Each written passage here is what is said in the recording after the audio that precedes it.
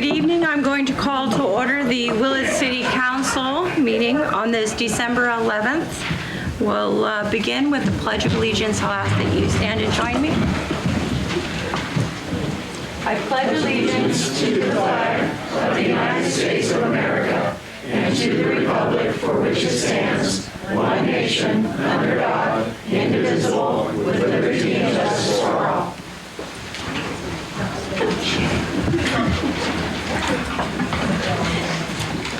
Roll call. Councilmember Strong.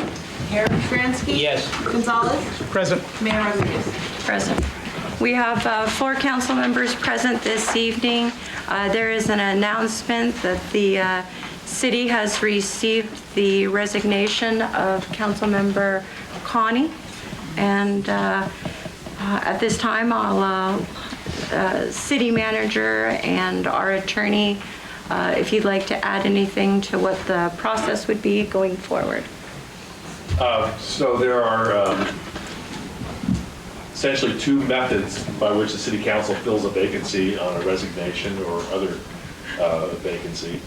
And one is for the council to hold a special election. And if it's to be done that way, it needs to be the first regularly scheduled election that is more than 114 days from the announcement of the vacancy. Today is the announcement of the vacancy. And so there are fewer than 114 days before the next regular election in March. So it would have to be continued to November. So to fill that spot by a special election would require an election on the November 4 election. The alternative way to fill a vacancy is for the council to make an appointment.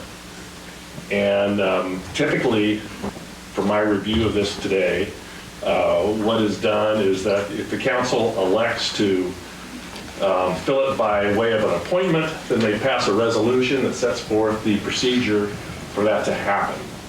And what some cities do in that case is for the city clerk to make a public notice of the vacancy and to invite members of the city, residents of the city, to apply for the vacancy, fill out a questionnaire setting forth their interests and why they're seeking the spot and contact information, that sort of thing.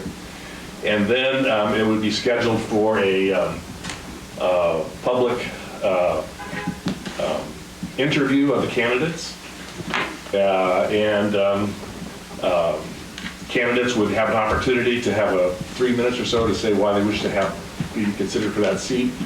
The council could ask questions, the public could ask questions of them and comment on the process, and the city council would make an appointment. There's a 60-day window that starts today, so if the council is going to fill that spot by way of an appointment, it has to be done within 60 days of today, the date that notice was given to the clerk of the resignation.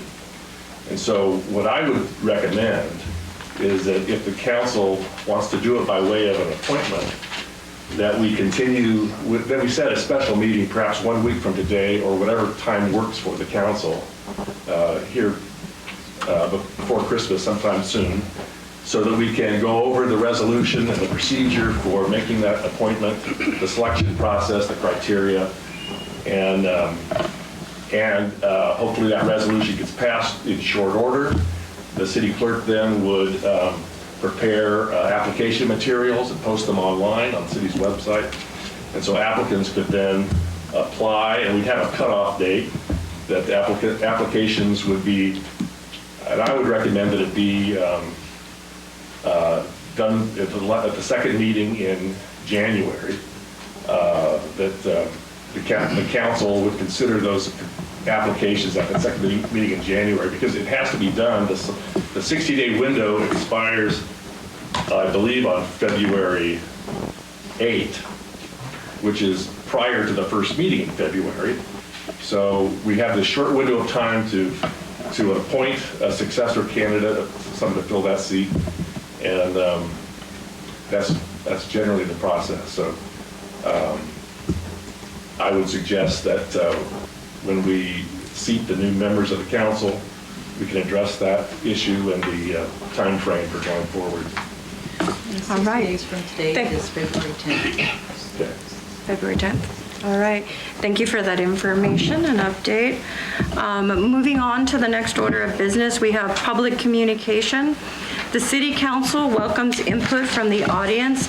If there's a matter of business on the agenda that you're interested in, you may address the council when this matter is considered. If you wish to speak on a matter that is not on the agenda, you may do so at this time. In order for everyone to be heard, please limit your comments to 3 minutes per person.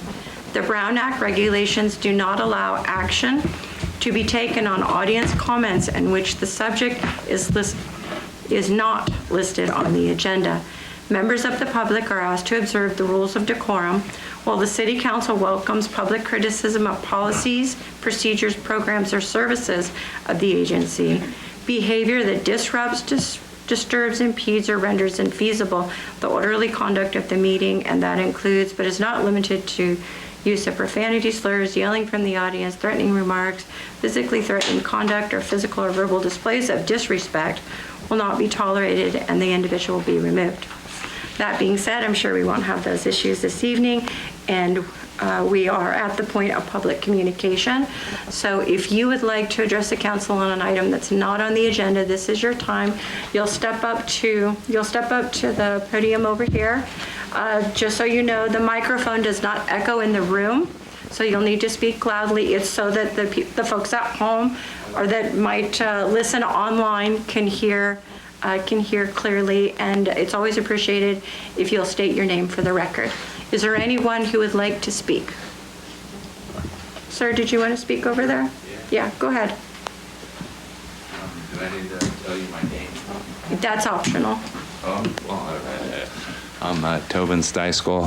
Tobin, T-O-B-I-N, Steiskal, it's S-T-E-I-S-K-A-L, library assistant, 6 years vested pension. I pay 40% of my wage, which is $19.80 some odd cents, so I make like 14-ish bucks an hour in a pension for health insurance that does not cover the vapid healthcare desert in mental and physical health because turnover rate is so high. 70% of our county workforce, according to MIT as well as Berkeley's living wage standards, do not make a living wage of $25 or $26 more an hour. I'm a service employee international union, and the only red card I have, I didn't get one playing soccer at football as a kid. Well, I'm a member, at-large member of the Industrial Workers of the World. My red card is here if you need to see that. I'm one of 500,000 people. I've been vetted by your county when I was hired. I work on wellness, but I don't own a Fitbit. Is that okay not to drive? Because that helps the environment. I don't feel I have to justify my existence in this town for 10 years. So my second big point is I like that you all go to libraries, but email me at tobinsteiskal@protonmail.me if you need classes on how to civilly conduct a meeting and to know what a supermajority is.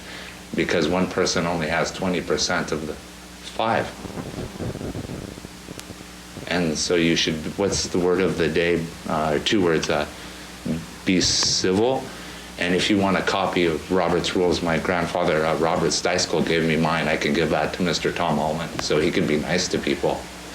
And if you want me to teach y'all about that, I can do that. I was a debate coach at the College of Idaho for 3 years. And respect what people have done before you. Publicly, not in a private union like police officers are. We don't protect our own. My union protects the people publicly. Thank you, and huzzah. So go to the library and go to mendellibrary.org for digital checkouts. Oh yeah, 80% overwhelms 20% in every vote in Robert's Rules of Procedure. That's pretty simple to read about. Maybe some on this council should read it again. I can teach you again on that. All right, thank you. Is there anyone else from the public that would like to address us on an item? Go ahead and step up.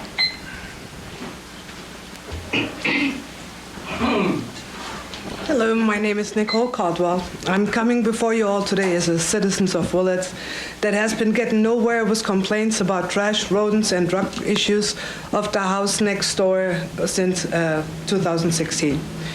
Here is a couple of the pictures just for the last 5 months, and it's multiple.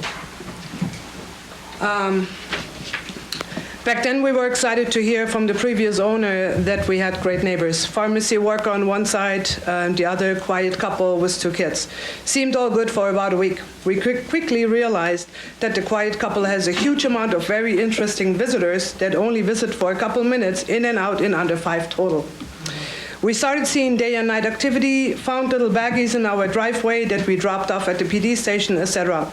We put our fence up in 1 day since customers use our side and the backyard is a shortcut, and even put their own tree stump in our backyard to make the jump over our back fence a little easier for them. We asked around and were informed that 1159 Magnolia has been a troubled house with troubled tenants for years, even before we bought it, and the owner, Brian Bowley, is aware of it.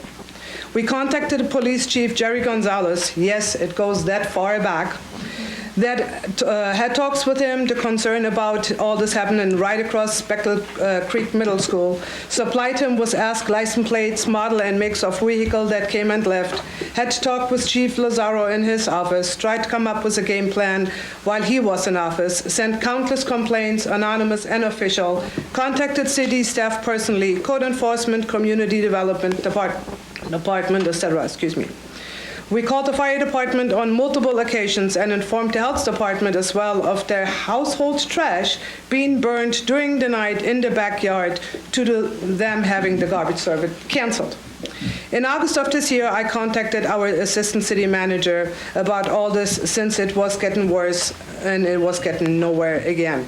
Again, no trash service, again, the piles of trash bags, etc. She took the lead and contacted Phil Davison, code enforcement, who said that he would contact the owner. On October 1st, I had to call Willits PD due to the smell of trailer full of sun-baked trash getting unbearable. The trailer got emptied the day after. Also in October, after a meeting, this came up again, and the same employee, Philip Davidson, was now told by his supervisor, Davy Bolts, to start enforcing a fee with the owner of $100 per day until the mess was cleaned up. They did start cleaning up all night long. I finally called PD at 2:30 a.m. for a noise complaint. Shortly after that, they stopped. On October 29th, I was told by the same employee yet again, after I asked about the update and informed him about wanting to have this address declared a public nuisance, that he was not able, to do anything since anything and my pictures, etc., due to conflict of interest, me being in contact with the assistant city manager via city email. Your time is up. I got one more. When I asked how come he didn't inform me about the issues, his reply was he hasn't seen me in 2 weeks. After I asked him if he didn't know how to pick up a phone, he just smirked. I did resend all pictures taken, all concerns, complaints from my personal email, filled out public information requests with all I think correspondence. that was a little more than one sentence. Okay, last one. I'm asking the new council your to time please your put time this on is a up. future agenda and declare this address as a nuisance. Thank you. Thank you. Anyone else from the public want to address us on an item that's not on the agenda?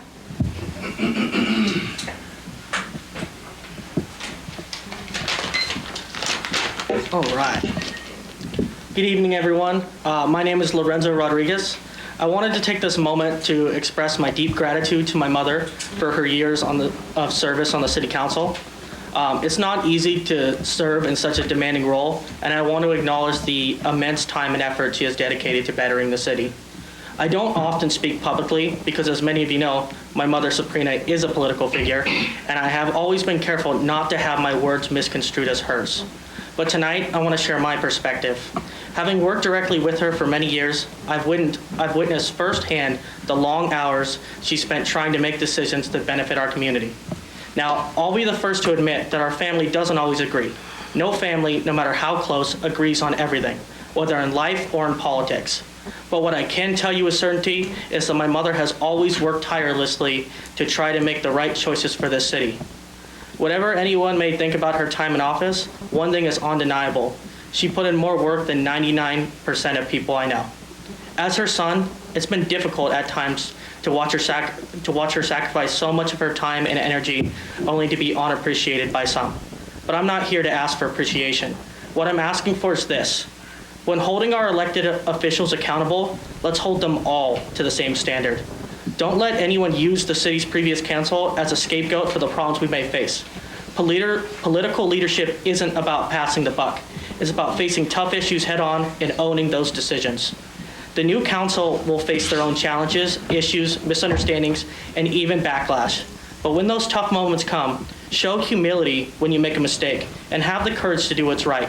Above all, don't just be a chair at the table. You wanted the seat, you got it, own it, respect it. Listen to your constituents and make the tough calls, even when their decisions not everyone may understand.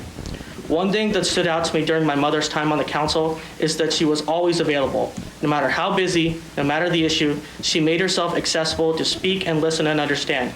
And as someone who's had a front row seat to the work she did, I can tell you how frustrating it is to see online criticism from people who have never once picked up the phone to engage directly.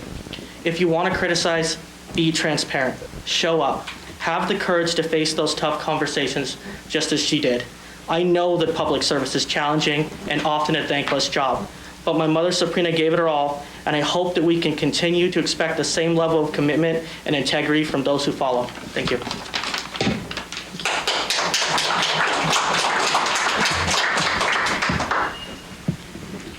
Anyone else from the public? I want to be last, so if anyone else wants to go. We are going to have a special presentation. I'm going to close the, I want to, but I wanted to wait till everybody else had their say. do you want Anybody else want do you want to speak during items not on the agenda or during the special? Not on the agenda, just appreciation speech. Okay. Thank you. Does anybody else? In case y'all haven't figured out who I am, my name is Linda Burns, and I'm Sabrina's mother. Short. Love you too, sweetie. So I just wanted to say, I am so proud of you. I can't even begin to tell you. First the school board, and you got beat up all the time. And you said, well, I just have to get thicker skin. Then you said city council. I said, oh, mercy. And you go, Mom, there's some things that need to happen. Okay. And I know you were up till 11, as you guys were too. 11 sometimes here, discussing things. And you had to turn right around, go home, do paperwork, billing, all kinds of stuff like everybody else has for their business. Get up the next morning with a big smile and then take criticism on your phone all day for the 1-4 vote, which would happen quite often. And I'm very proud of your 1-4 vote because you stood up for what you believed in, and they may have stood up for what they believed in, but I'm always proud of you for standing up and giving 100% to whatever it is you do. Being a daughter, being a mother, being a grandma, being a soccer coach. I volunteer at the preschool off and on. I see you. Parent comes in tears because their life's falling apart. You're always there. Same with here. Phone never stops ringing. And you stay focused with the person you're with. Try to text the person saying, I'll get right back to you. No matter, we've been out to eat, same thing. We've been family function, same thing, weekends. These people could come and see you at any time, and a lot of them did not. But I would hear them around town, and I'm like the queen of stink eye. The city manager can verify it. The old one, not the new one. The old one. Not the new one, the old one. I was the queen of stink eye sitting there. And so anybody needs stink eye, let me know. I'm good at it. But I'm also the queen of appreciation and hugs and cuddles, just like you. I think you got the best qualities from your dad and I. Don't know if I gave you much other than feistiness, but you've done quite well. And you know how much I love you. And I hope that everybody here appreciates all the time she gave up raising 7 kids. and running several businesses and volunteering for 30 years on soccer.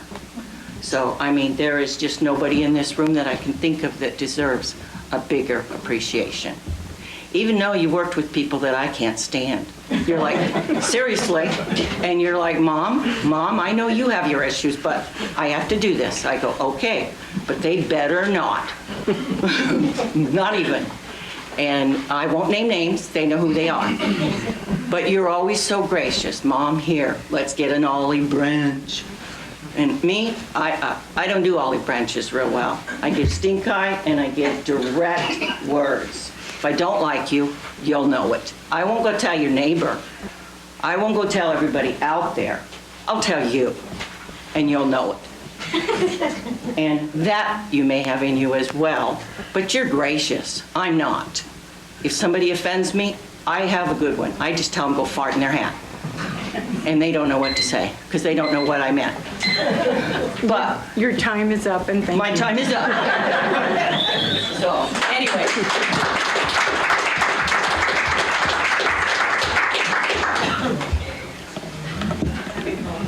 All right. All right, if there is no further public communication, we're going to move on to the consent calendar. Before us, we have the City Council minutes of November 13th, 2024. Are there any clarifying questions? Yes, I have a correction on item 8A. There was an editing of the sentence, and it left out the word "not."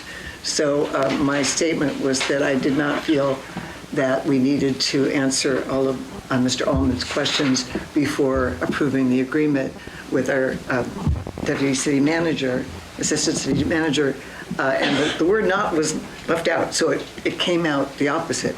So please correct that in our approval of those minutes, and otherwise I move approval of the minutes. I'm going to open it up real quick to the Okay. public. Is there anybody from the public that would like to address the City Council minutes for November 13th, 2024? All right, hearing none. I'll second. We have a motion and we have a second. I'll call for the vote Did we have? with the clarification. Did you, is that your motion? Madge, did you move? Yes. Yeah, I moved Yes. with the correction of that, put the word "not" in there. Councilmember Strong? Yes. Stransky? Yes. Gonzalez? Yes. Mayor Rodriguez? Yes, the motion carries 3-0 to approve the City Council minutes for November 13th. 4-0. It says November 13th, You said 2024. 3-0, it's 4. The vote. Oh, I'm sorry. Thank you, 4-0. Good clarification. All right, a little rattle. Public matters, we have to adopt a resolution declaring results of the general municipal election held on November 5th, and our presenting staff member will be Dolores Peterson, our city clerk.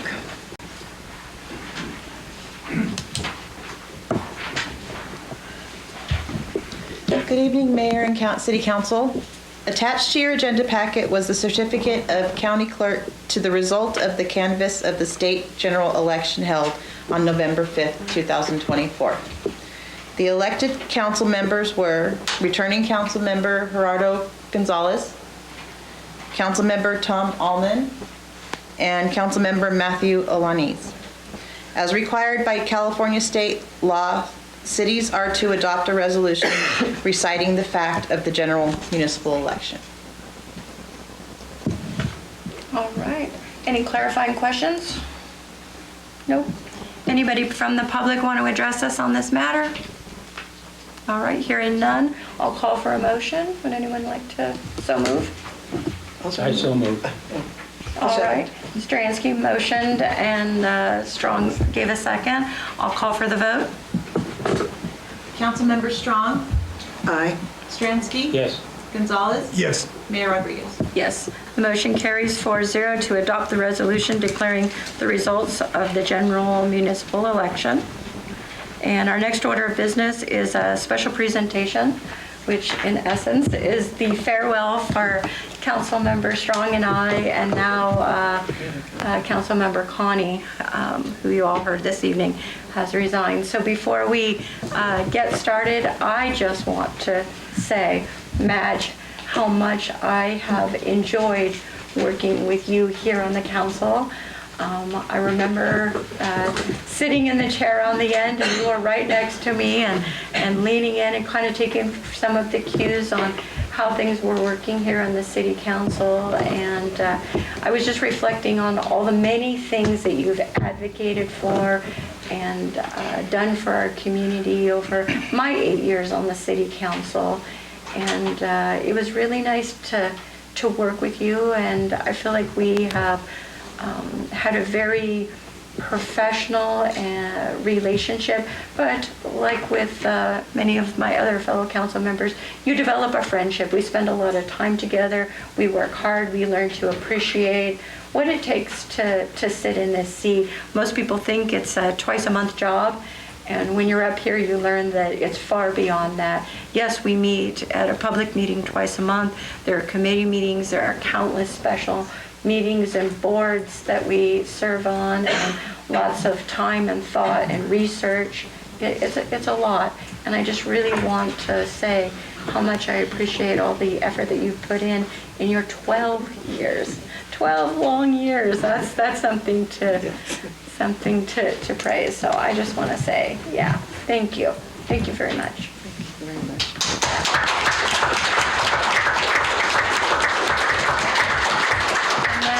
Councilmember Connie is not here. She served 6 years on the city council. I have deep respect for her, and I can tell you I'm deeply going to miss seeing her here on the council. I was very much looking forward to her filling that seat and continuing the work that this council has started, and I wish her well.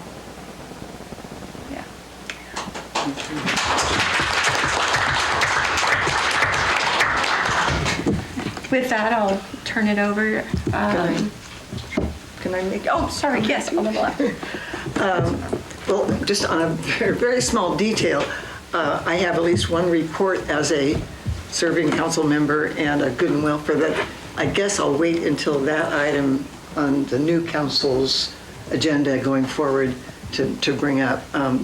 But as a retiring, after 12 years, council member, it's been really an honor to serve the city.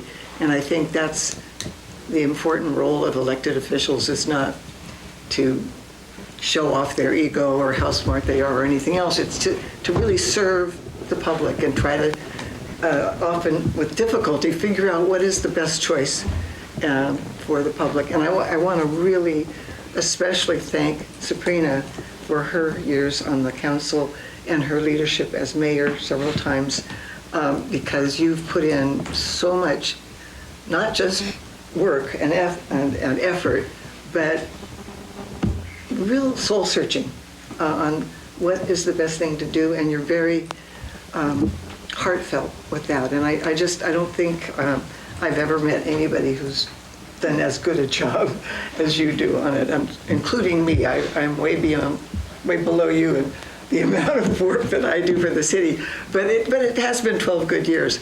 And I think that the city has a lot to show for that. We've been accomplishing an awful lot, especially in recent years. And we've done it, I think, with transparency, with integrity, with respect for each other, even when we disagree. And I hope that tradition, that kind of collegial relationship between us as a council and our city manager and our staff and the public continues going forward. It's really essential to me that public servants are just that. They're here to serve the public. Sometimes I've had sleepless nights trying to decide what is the best thing to do, but I'm just a citizen like everybody else, and I do the best I can. So I really hope that I intend to stay involved. I intend to continue to give my opinion on things that I am concerned about, and I hope that we have successful continuation of that kind of collegial and professional integrity on our city government. Thank you.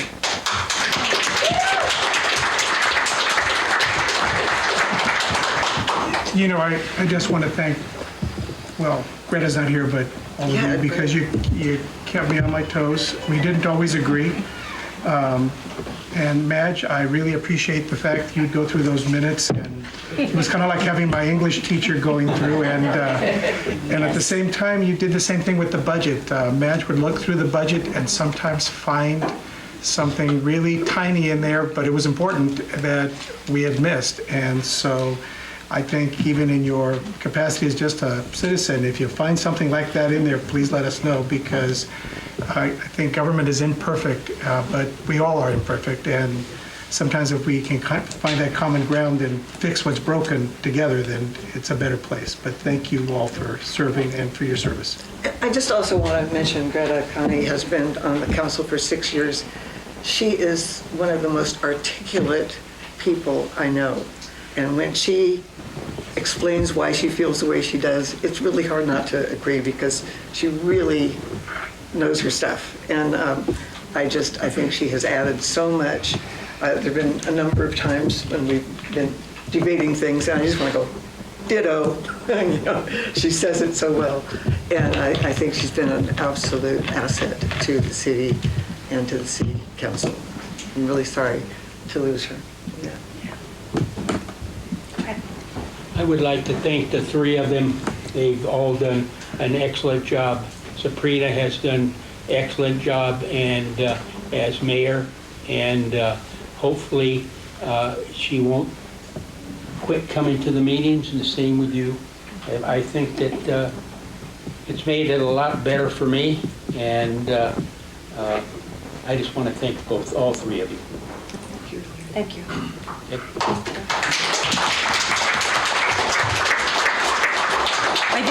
I think our job going forward really is to model the statement that we continually make, and that's get involved, come to the meetings, and have a voice. And so don't be surprised if you see any of us three ladies that are leaving the council back here before the next council, sharing our knowledge.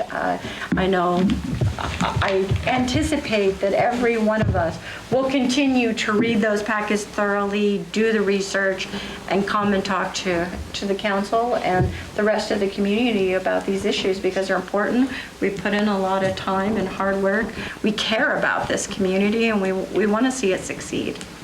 So, and I know that many of us are going to continue on our boards and committees that we've already started with, and continuing the hard work.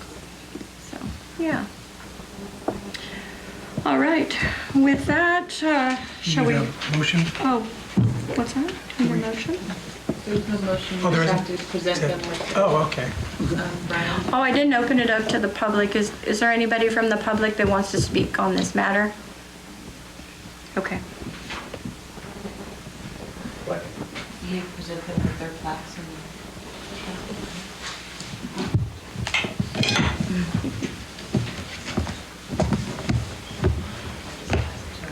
Yeah, I guess so. We have the flowers, the plaques. So at this time, Councilmember Strong and I are going to receive our tokens of appreciation. And then there is, and flowers, thank you. And thank you for the ornament. There is a cake in the lobby. We'll take a short recess, and you're welcome to join us. This says, "May you be proud of the work you did, the person you are, and the difference you made. Alone we can do so little. Together we can make a difference, or we can do so much." And that's a quote from Helen Keller as a thank you plaque from the city of Willits. So thank you to each of you who came this evening and the confidence that you had to elect me for the last 8 years. You can expect that you will see me again. I always say that being a leader isn't a hat that you wear. It's not a title. It's not a role that you're in. It's the way that you live your life every day and the people that you impact. And you can expect to see much more from me. All right. Thank you. We're going to take a recess. We'll come back at 7:15. All right, thank you. Meeting adjourned. Hey, folks, can we have a seat, please, so we can get started? Tap that. Thank you. Yeah, Dolores says sit down.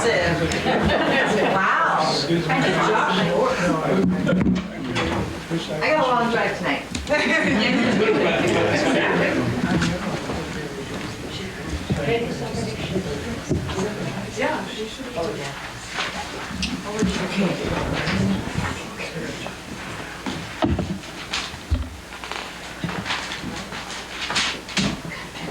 Ready?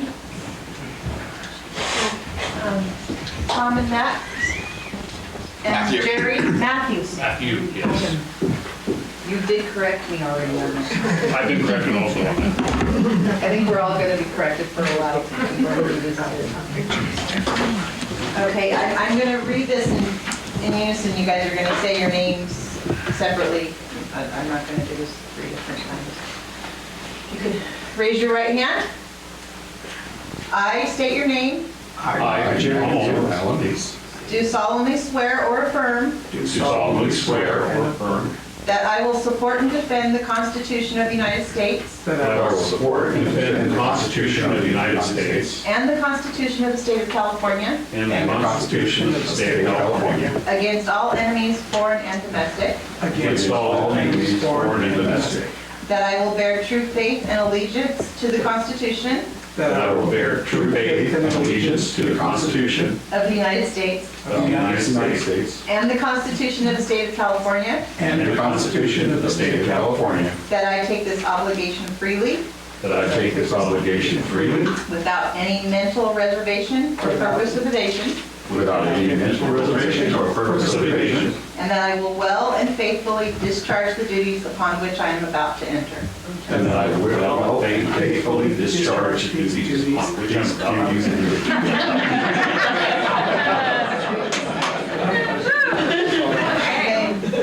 I have one blue pen, so you're all going to have to share it.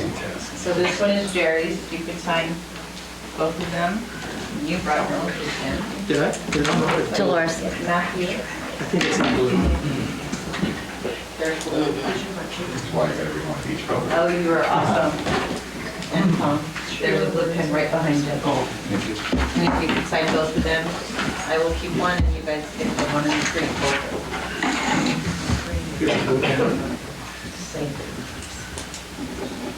I will get Brian's signature, and I'll have it ready for you at the end of the meeting. Thank you. All right. Congratulations.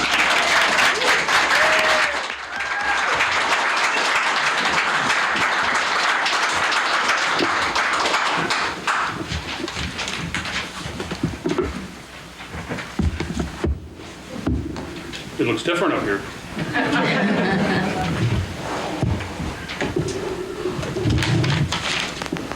Everyone ready? Yep. Okay, for the next portion of this meeting, I will chair. So I am asking for a nomination for mayor. I would like to nominate Larry Stransky for mayor. I accept. Thank you. I'll second the nomination. So I have a motion and I have a second. Can I have public comments? Sounds good to me. I will ask for a roll call vote. You guys are going to have to bear with me. You might be named Connie and Strong for a while. Councilmember Alanis, Yay. Amon, Yay. Stransky. Yes. Gonzalez. Yes. So at this point, the newly appointed mayor takes over proceedings. Thank you. Congratulations.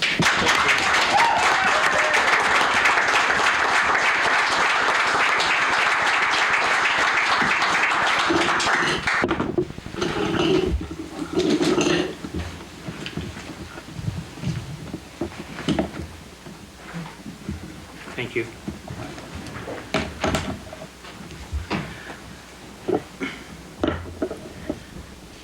Okay, next thing is nomination of appointing a vice mayor. I know he's new to the council, but I would like to appoint Matthew as the vice mayor. I second that. Thank you, I would be honored if considered. Okay? Thank you. Okay. We have a first, the name and the second, and roll call vote, please. Councilmember Alanis, Aye. Almond, Yes. Yes, Gonzalez, yes. Mayor Stransky. Thank you.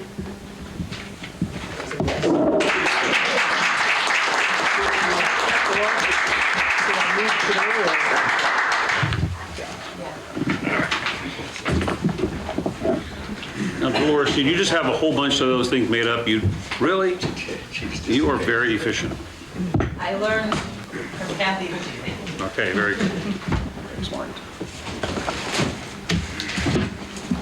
Congratulations. You started there. That's fun. Little Lake Fire District monthly update. Is anybody from the fire department here? He is not here. I do have a report that I will Okay. email. Larry, That's okay. Larry, there wasn't any public comment on those two things. Okay. There have been Public comment. Thank you. on the elections. Whatever. Yeah. Does anybody have anything to say about the elected people? Oh, gosh. Thank you.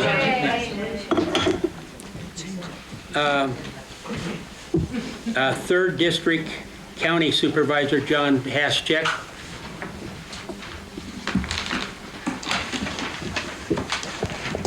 All right, good evening, everyone, and congratulations to the new people on the board, re-elected. Congratulations, Mayor Stransky. Thank you. Vice Mayor Alanis. And I'd really like to thank, the outgoing council people, Sabrina Rodriguez as mayor, and Madge Strong and Greta Kane. I think during the last few years, they've all been the mayor during my term as a supervisor, and we've had monthly meetings, and they've all been productive, they've been professional, and it is a commitment, like it's been said, that you all are doing a lot of work outside of these meetings, and it really is making the city better when all that happens. So people don't recognize those meetings that have to take place to get us to a point where we're doing the work that needs to be done. So thank you very much, and I look forward to having monthly meetings with the new mayor and with the city manager. I think those are very productive, and we'll keep them going if so desired. Okay? Be very great. I'd like to bring people's awareness to what's happening next year at the Board of Supervisors. Is I'll probably be elected the chair, and that we're going to do a few things to try to change the way things have been going. And for the first time ever, we're going to have a two-day workshop for the board. It's going to be at the training center in Redwood Valley, and it's going to cover a lot of the issues like we've talked about that was mentioned by, Sabrina Rodriguez and Madge Strong about working together, teamwork, communication with the public, all of those issues that we all have to deal with as public figures. And so part of the day is going to be about that, but we're also going to spend the first day on the January 14th, which is a Tuesday. There's going to be two sessions. One is going to be on public safety, and one is going to be on the homeless issue. And so we're going to get panels for both of those and really talk about what the county's doing and what some of the issues are in the cities, and try to really get some time to focus on those key issues that are concerned to most people in our county. So that's on the 14th in the afternoon, and I look forward to anyone attending, or it will be on Zoom. And so since the space is somewhat limited at the training center in Redwood Valley, that Zoom might be a better option too. All right. With that, I went to a meeting today at the Grace Hudson Museum, and there's an exhibit there featuring the art of Ray Strong, which is Madge's uncle. And so it's an exceptional exhibit there. If anyone gets down there, it's a good one to see. It's the second time I've seen it. And then at the board meeting on the 17th, there'll be a fee hearing, and one of the issues is doing away with the fees for the museum. And the issue is that since the museum's being transferred to the Friends of the Museum, and we're trying to make those transitional steps, that one of the ways of doing that is to eliminate the fee for the museum, and then the Friends of the Museum can deal with it as they feel fit to make sure that the museum is viable and vibrant and doing what it needs to do. So that's on the 17th at the Board of Supervisors if anyone's interested. And with that, wish you all very happy holidays and a great new year. Looking forward to it. Okay, if there's any questions or... Thank you. All right.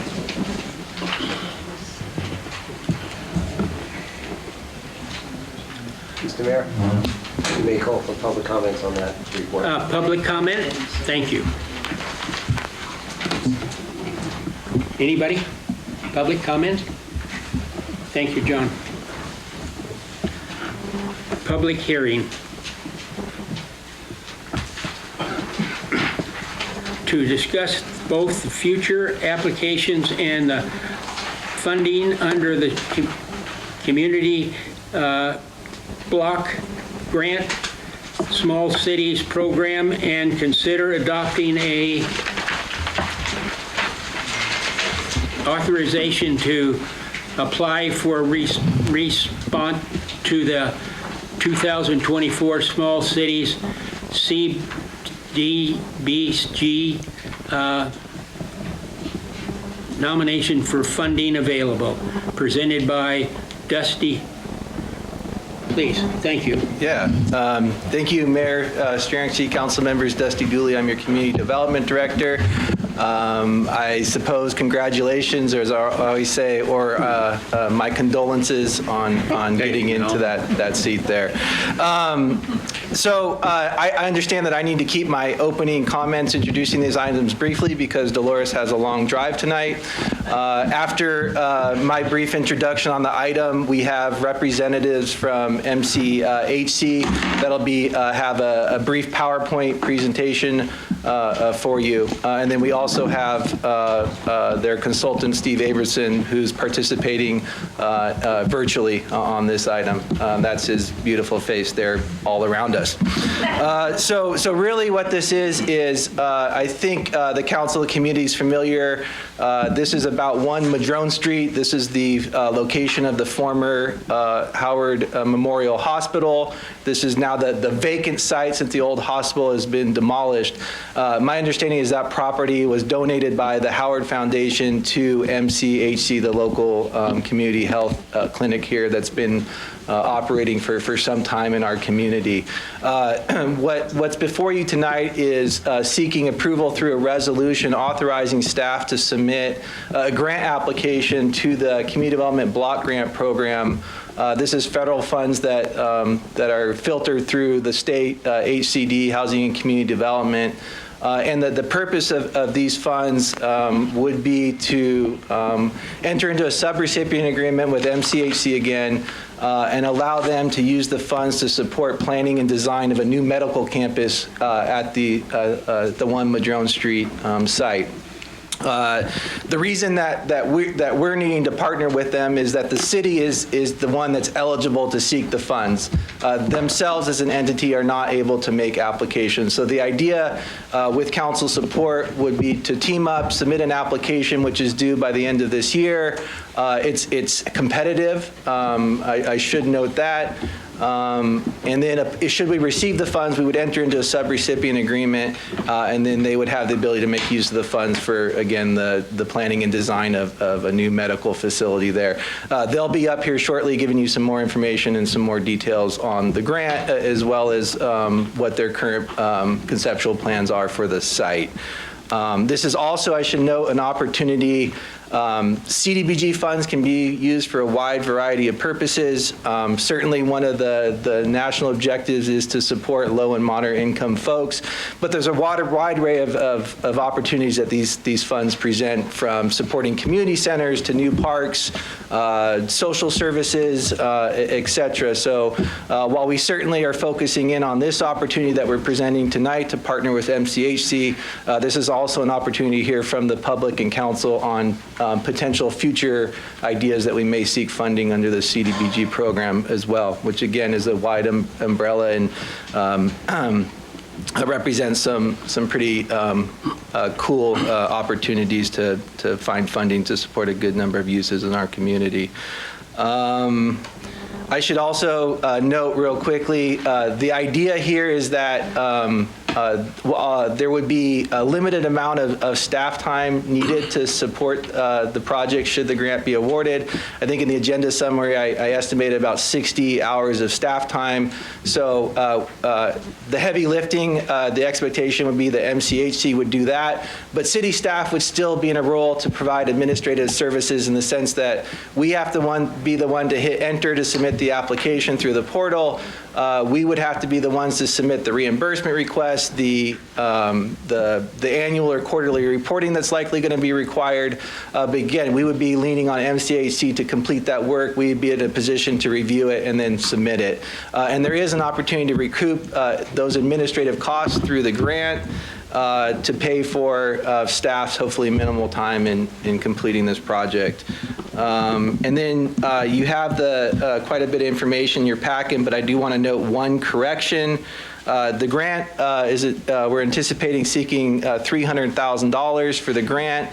CDBG allows 7% of those funds to be used for administrative costs, so that's why you saw the, let me get in front of me here, the $279,000 for planning and design and $21,000 for general administration. The CDBG program, they have quite a few nuances. It's one of the more difficult grant series to navigate. It was actually Stephen, the consultant for MCHC, that had to look up HCD math. So in HCD world, $21,000 is not 7% of $300,000. If you're curious enough, he would be the one to explain that. But all I want to point out is that there's if we approve the resolution, there's just the modification to that resolution, and it would be, just a sec here.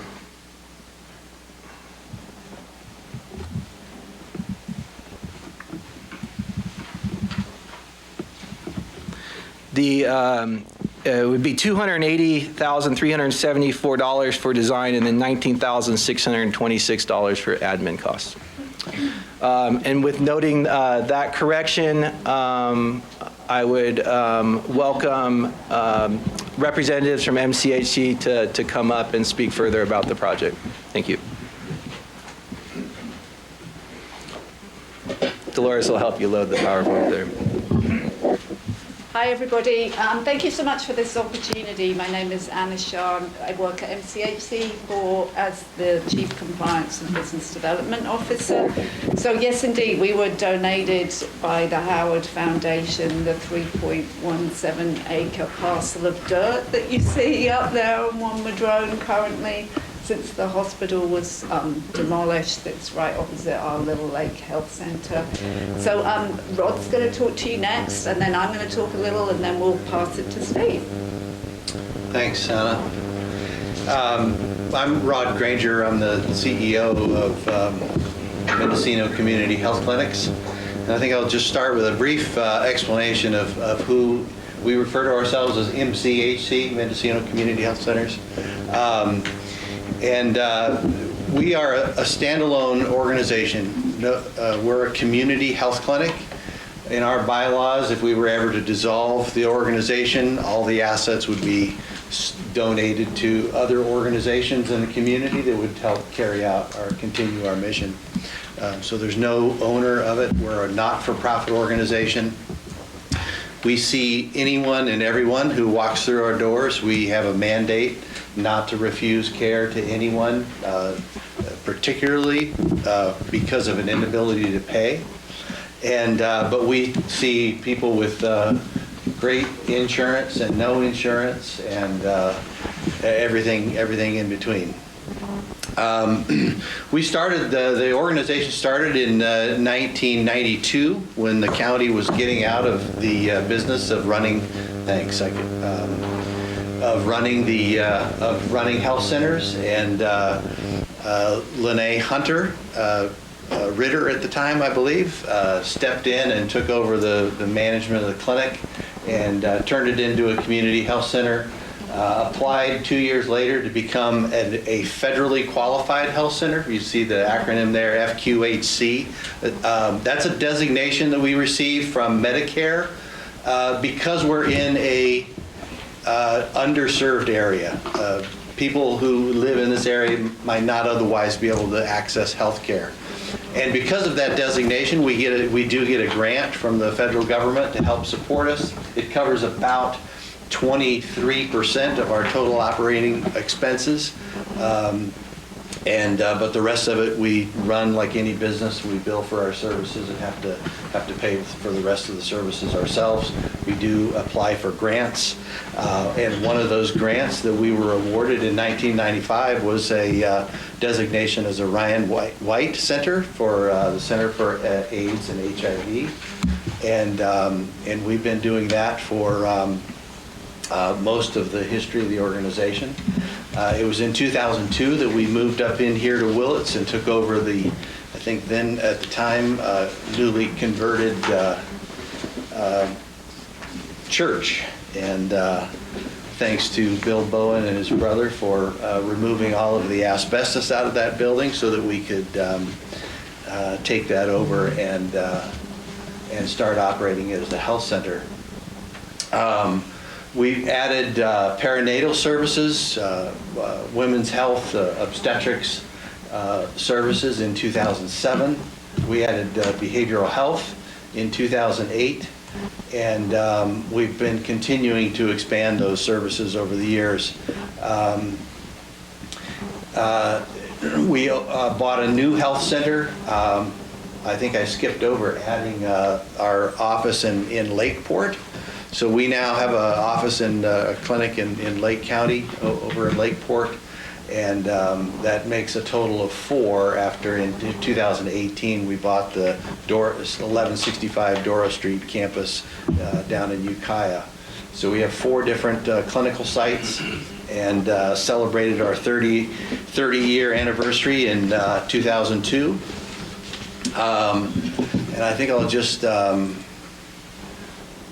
pull up the slide. You can see the different services we have. We do primary care is what we would call our bread and butter. That's your family practice physicians, and that's the biggest core of our business. We do have a pediatrics department, a women's health department that you probably know is Care for Her, and behavioral health and dentistry. Under the specialty services, we've got HIV care, psychiatry, chiropractic, orthopedics, podiatry. We've even had a general surgeon on our staff for a while. So those, and we are looking for to expand that into optometry, dermatology.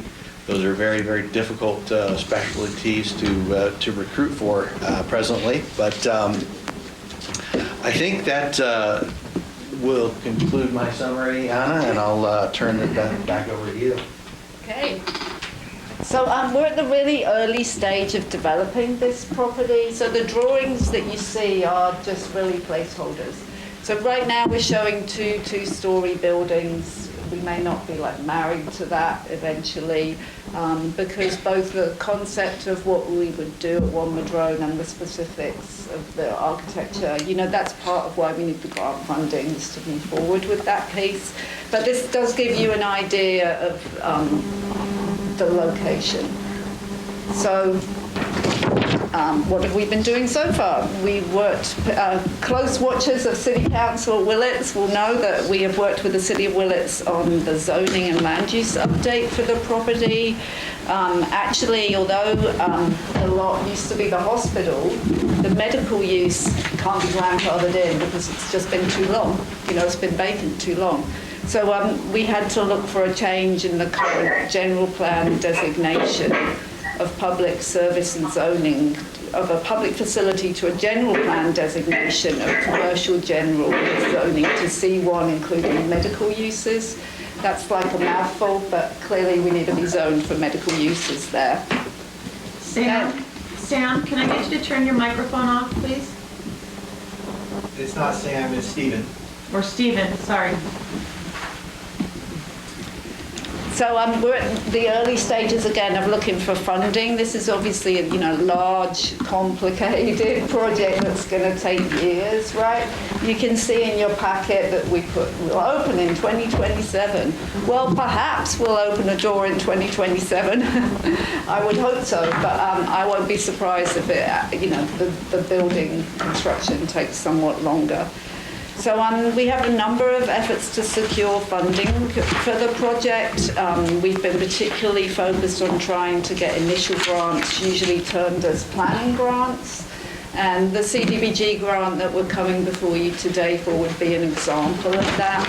So these types of grants fund design, architect and engineering costs, which you can imagine is what we need to start. And those kinds of grants are often, fortunately, like a forerunner to a larger implementation grant opportunity. So first of all, we were unsuccessful in our application for an extreme heat and community resilience grant from the state of California, although we will be reapplying. We are highly likely to end up using some USDA loan funds. The USDA provide low interest loans for projects like this for nonprofits to develop healthcare. So we're likely, what we can't grant fund or fundraise, we'll be using that loan for. We are resubmitting our Economic Development Administration Planning Grant application. There's a lot of dry names in here. Again, that's another large planning grant. We're seeking support from the City of Willits today for a community development block grant. We'll certainly be doing a large capital fundraising campaign. We're looking at something called a behavioural health infrastructure grant, and we'll be resubmitting for congressional earmarks of funding again this year. So, what are we going to do at One Madrone? We're still planning the concept and doing some consultation, and it's really likely that we're going to expand our core services to One Madrone. So you heard Rob talk about those. That's primary care, behavioural health for the mild and moderate, counselling, dental services, and women's health. We have a large women's health program. We've made no firm decisions. We had our board and staff have a couple of events up at the property in the summer where folk walked around the site and came up with all kinds of ideas. And we have those ideas in a spreadsheet. We're starting to score which ideas, would be good. Anything that we do in addition to our, core services and, the type of things that we do at Little Lake would be with community consultation. And indeed, we'll be doing a couple of community consultation events anyway as we move forward. So I'm going to pass it to you, Steve, for the next few slides on CDBG. Great, thank you. I am not able to see yours, so just We're on the slide titled Small Cities Grant Overview. Yeah, so just to give you guys a couple of background on the CDBG grant.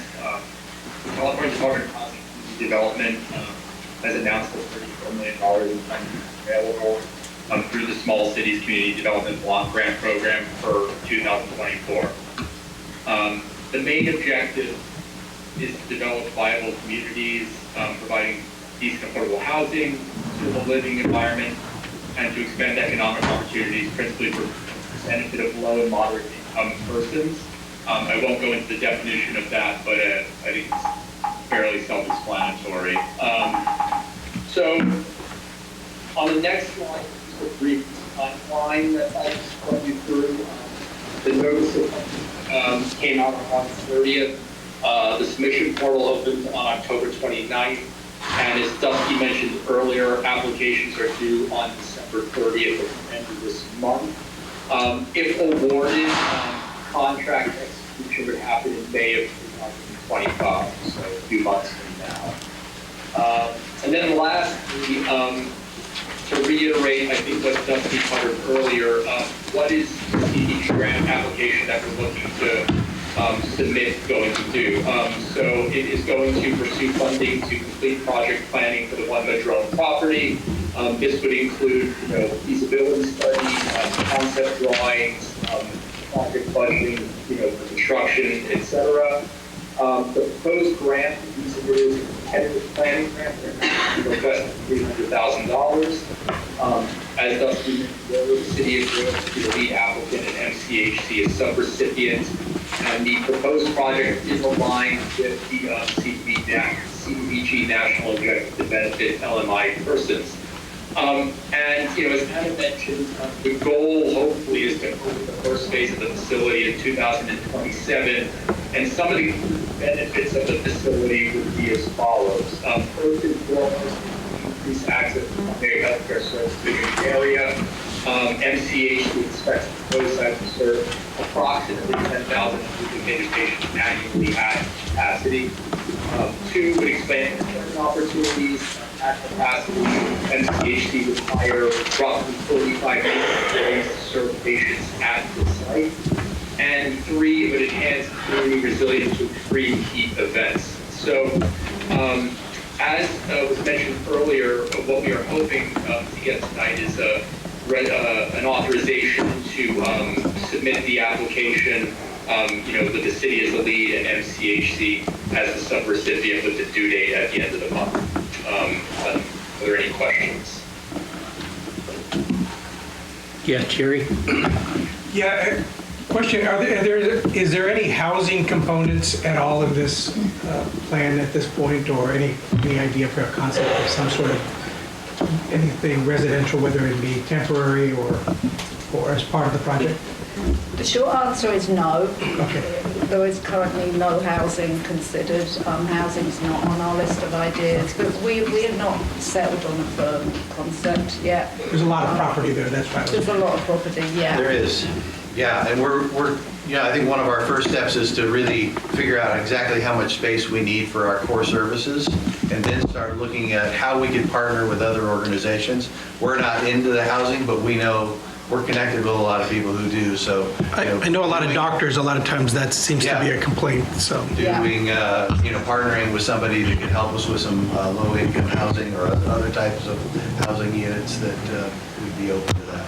Thank you. But no plans as of today. Yes, Tom.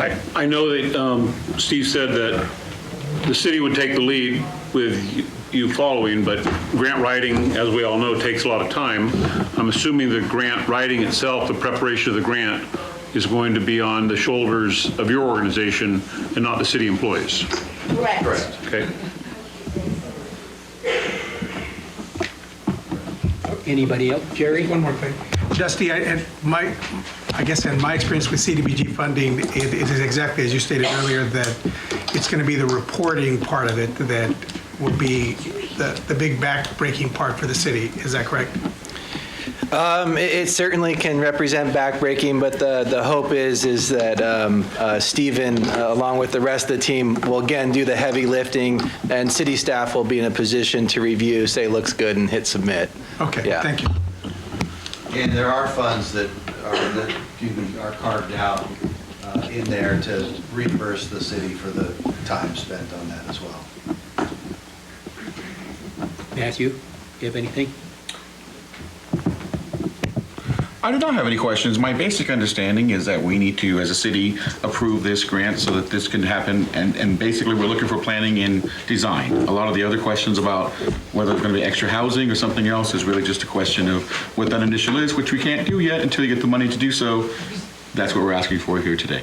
Is there a chance that we're going to come back to do another CBD grant for another part of the implementation? Is it it's a different process, and can we expect that to happen like as things roll? Yes, we hope this is the beginning of a partnership. That we can work together to develop that property in a way that can maximize the benefit to the community. Great, thank you. Thank you. I'll take it out to the community. Is there anybody have any questions? Is it public comment time? Yes.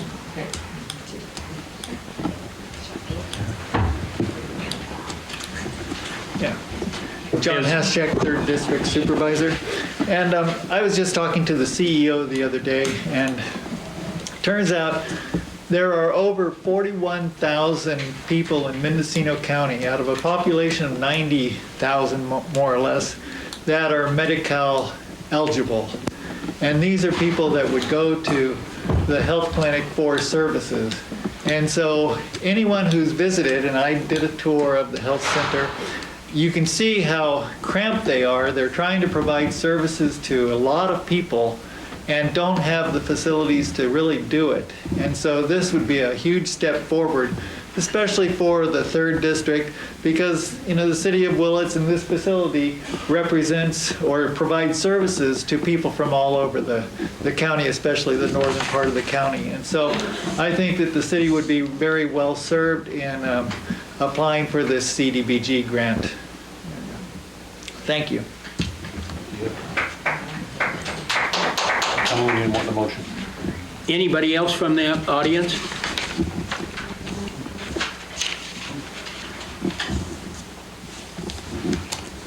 Hi, my name is Paul Riley. I've been a resident here for about 50 years. I read about this online. I didn't know it was actually going to be on this agenda tonight. One thing I would like to bring up is I think it's a great thing to do. It takes use of a great spot. Something needs to go in there. I can remember about 10 to 12 years ago, Gordon Oslin was a principal at Willits High School. He went out to the community and sold a bond, which is totally different from this, but so similar. And under the bond, it was sold to the community that it would be 100% local participation. And then they hired a firm and a company out of Reno, Clark and Sullivan, and they were not going to use local participation. So it started this big thing with Wayne Bashore and some people, and they fought it, and they made them use 60% local participation. I'm a local drywall contractor. My dad was a drywall contractor here. I've been a drywall contractor here for 35 years. I did every school project that Willits did during that. And so my thought would be maybe we get local participation. I know the new thing out by the hospital with the California Conservation Corps, I don't know anybody that worked on that locally. It's our local money going into it. I feel we should get local people working on this thing. Thank you. Thank you.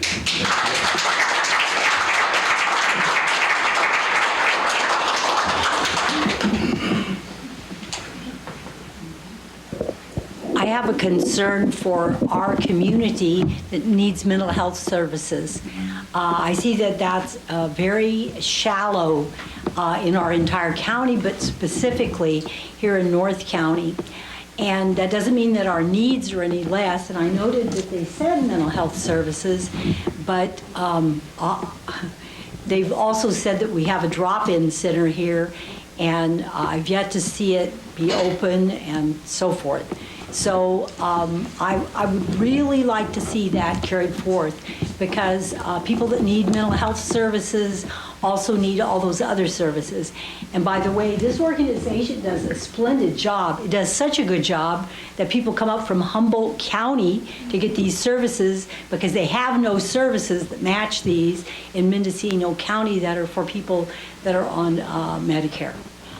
So this is an excellent program that they're offering. And I really want to congratulate you on the work that you've been doing in the past. But hopefully, we'll add more mental health services here. Thank you. Anybody else? Okay, I'll bring it back up here. Oh, Robin?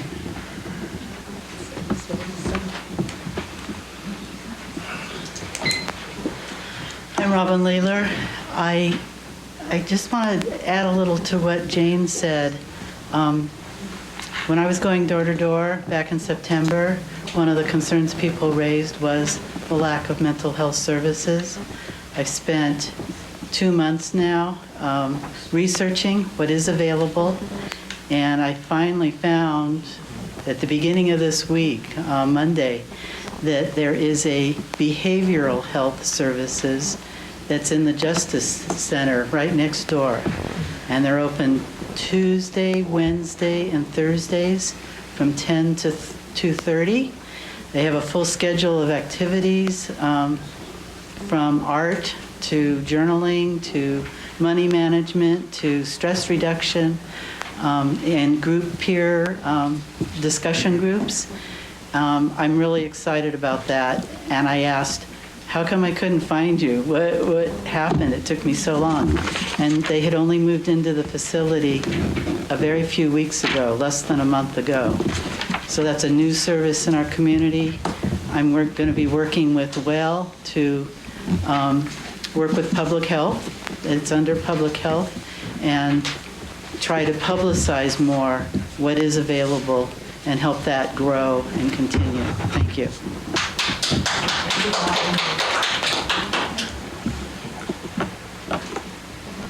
Okay, Jerry? I'll bring it up here, excuse me.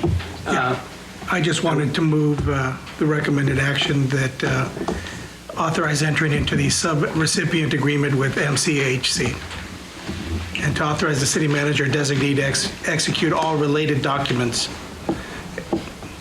and I guess approve the corresponding budget amendments if the application is awarded. Do I have a second? You do. Second. Thank you. If I may, Council, Mr. Dooley, did you note in your opening statement that correction to that resolution? Yeah, if I could just add some clarification to the motion to modify the resolution as it was presented in your packet to update those dollar amounts being requested for the activities.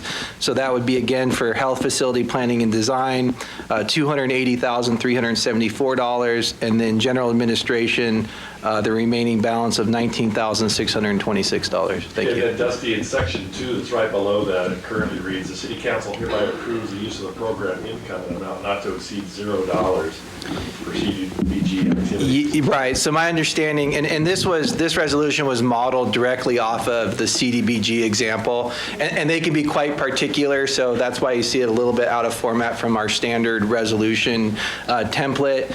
We're not using, nor do we have any existing program income to support this project, so that's a separate category from the funding that we're looking to receive. So for instance, when we did the business loan program with the CDBG funds, we had some leftover funds, residual funds from a previous housing program. They were essentially frozen, and we were able to make use of them and lend them out to business and forgivable loans. So that $0 is correct, unless, okay, yep. Anyone else? We have a motion and second. Could we have a, Dolores? Councilmember Gonzalez, Yes. Almond, Yes. Alanis, Yes. Mayor Yes. Haschak. That's a 4-0 way to do it. Thank you. Thank you all. Thank you. Thanks for coming.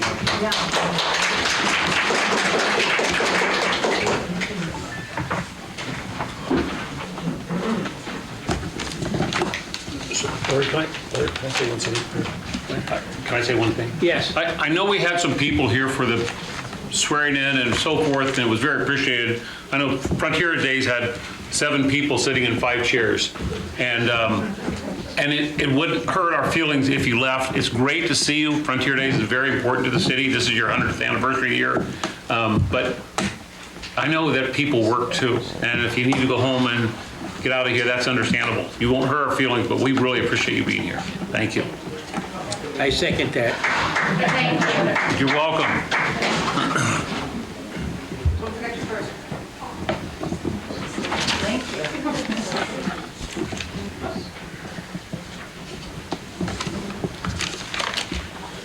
Okay. Enhancement ordinance, none. Monthly activity reports. A is accounting payable action report. B is a business license activity report. And C is a business permit active program report. Who's the one that's running this? Those are in the packet, Larry. Yeah, I know that. Yeah. So, They're basically just presented unless... oh, we're presenting it. Thank you very much. Thanks, Jerry.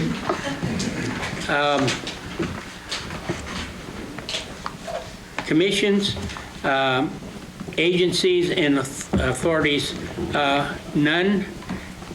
Number 8 is city manager's report and recommendations. Brian? Thank you, Mr. Mayor. So the first item we have tonight is the introduction of interim police chief Michael Parrish. He has come to us from formerly of the chief of police of the city of Cotati. Currently, he's employed with the Sonoma County Sheriff's Department. He's been sworn in a week ago, and he is already briefed me on several findings that he has identified at the station, and I'm looking forward to working with him. And before Mike has a couple of opening comments, I just want to appreciate the commitment that Chris Dewey gave to this city for the last 6 odd months during his tenure here. So unfortunately, Chris has moved on to Mendocino College. He has a good opportunity there, but we are looking forward to working with Mr. Parrish. Welcome, Mike. Yeah, thank you. So, thank you. I'm honored to serve the city of Willits. I take this appointment seriously. As far as retirement goes, I'm failing at that. I had one job, I retired, now I have 2 jobs, so I don't know how that works when you're retired, but that's where I'm at. I'm happy to report that upon arriving at City of Willits Police Department, this is my 2nd week, you have outstanding police officers and outstanding 911 dispatchers who are dedicated to serving your city. I look forward to working with them and mentoring them while I'm here. I was the police chief for the city of Cotati for 13 years. That was a lot of council meetings. I worked for the University of California Police Department before that as a lieutenant, and I was a sergeant at the Merced County Sheriff's Office before that. So I'm 38 years into this, and again, I'm happy to be here and happy to serve. Thank you.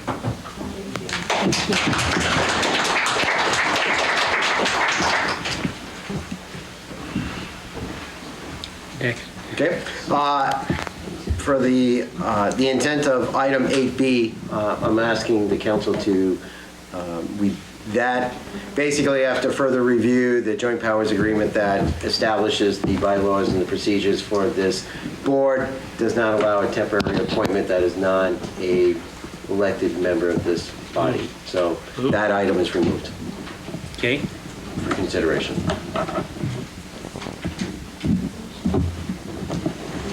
So at that point, do we need to find out, maybe later on, who's going to do that? So the procedure is at the 2nd January meeting, which would be the 22nd, am I correct?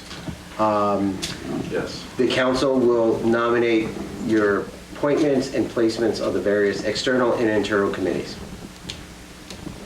So what happens is at the January 8th meeting, the mayor is going to ask the council members their preferences or interests on specific committees or external groups, and then you'll basically work with the mayor, and then the mayor will review them and make those appointments at the January 22nd meeting. It was my understanding that Marge, there was a December meeting that you were going to fulfill the duties of, and you're saying she can't do it. Correct. So how do we fulfill that? Ms. Madge Strong, do you want to comment? Yeah, so that board is not meeting every month, so they have a meeting tomorrow morning at 9. I will be attending that, and it is going to be attended by Zoom here at at our office. So if anyone else wants to attend as a citizen, I just won't be able to vote. The items that I've been asking for about a year are on the agenda. I think they aren't going to go away. So whoever takes on that committee assignment from the current city council will pick it back up again in the new year. My concerns have been just really understanding what the private contractor is accomplishing, how they are dealing with all the solid waste, hazardous waste.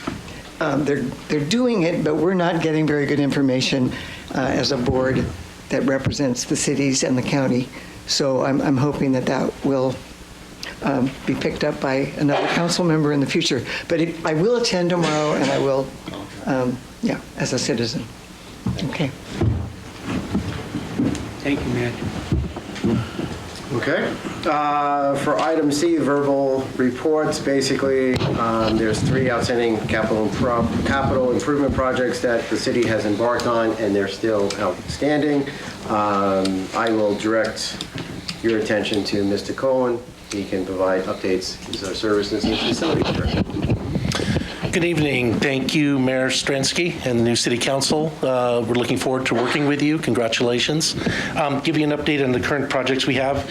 The 2024 pavement preservation project is ostensibly finished. We have one small item that the contractor, Argonaut Constructors, will continue on in January when they complete the next project that's on our list. They're doing 2 projects right now currently with the city.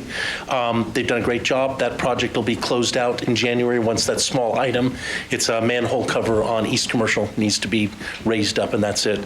The second project they're working on, the underground utility project, is the steel water line and sewer main replacement project, and that's in several locations on the city.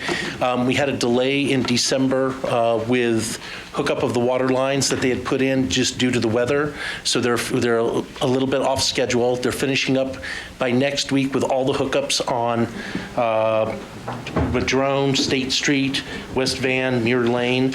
Once they get that done, we're going right into the holidays. Their paving crews will come in. It got delayed a bit because of weather. They'll be coming in the second week of January, and they'll be for a week-long period paving all those roads. We did come to the City Council earlier and added to the project to do full pavement on some of those roads due to the poor condition of them. So in the beginning of January, Muir Lane, West Van Lane, Madrone, and State Street will get a grind and pave on those sections. So by mid-January, we'll be issuing notice of completion on all those projects. The last project we have is the PG&E project on Bechtel Road at their road yard. The contractor, Seegert Construction, has been moving ahead on it. They've done the sidewalks. They're doing the walls there. They're going to do the road realignment. It'll probably, just because, again, coming to the holidays, beginning of January, where they're going to be doing a road realignment on Bechtel Road. There's a section of sidewalk that connects up on East Hill that PG&E was going to be postponing a little bit later into spring due to funding, but they were able to get funding for that again, and so they'll be finishing that up in January, February. That project with the road realignment and with the sidewalks on East Hill, connecting into the new sidewalks on Bechtel to Sandy Road, will probably be done late February, so that project will be completed. Do you have any questions, or anyone have any? Anybody have questions? On the Bechtel Road PG&E wall, Yes. on the east side is a heck of a drop from the sidewalk to the ground. Yes. Is there going to be a fence there? There's going to be a railing there. Railing? Yeah, yes. And they pulled, that's why part of the road realignment, because it was so steep there and everything, that was part of the contingency to help prevent that, yes. Okay, thank you. Yeah, it'll be safe, yes. Any other questions? To the public? Yes. Any more questions from the audience? I don't see a lot of hands, so I guess not. Okay, thank you. That is the city manager's report for tonight. Thank you. Thank you. department recommendations and action item. Yes, go ahead, Mitchell. Yeah, Shine, sorry. Give me a moment to get my notes.